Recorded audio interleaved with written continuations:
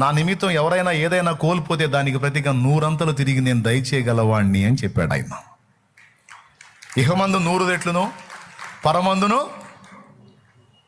అనేక రెట్లు పొందుతారు అన్నాడు. యేసయ్య అన్నాడు ఈ మాట, వాక్యంలో ఉంది.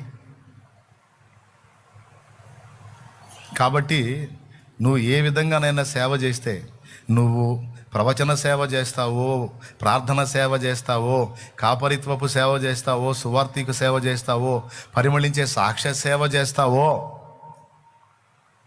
సంఘ సేవ చేస్తావో, పరిచారక సేవ చేస్తావు, దేవుని కొరకంటూ నువ్వు ఏది చేసినా నిన్ను మర్చిపోయే అన్యాయస్తుడైతే నా దేవుడు కాడు.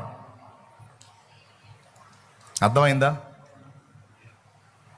పరీక్ష కోసం కొన్ని ప్రతికూలతలు అనుమతించవచ్చు, కానీ పరీక్షాకాలం పూర్తయి నీ విశ్వాసం నిగ్గుదేలినప్పుడు నువ్వు పట్టజాలనంతగా దీవెనల వర్షం కుమ్మరించే దేవుడు నా దేవుడు.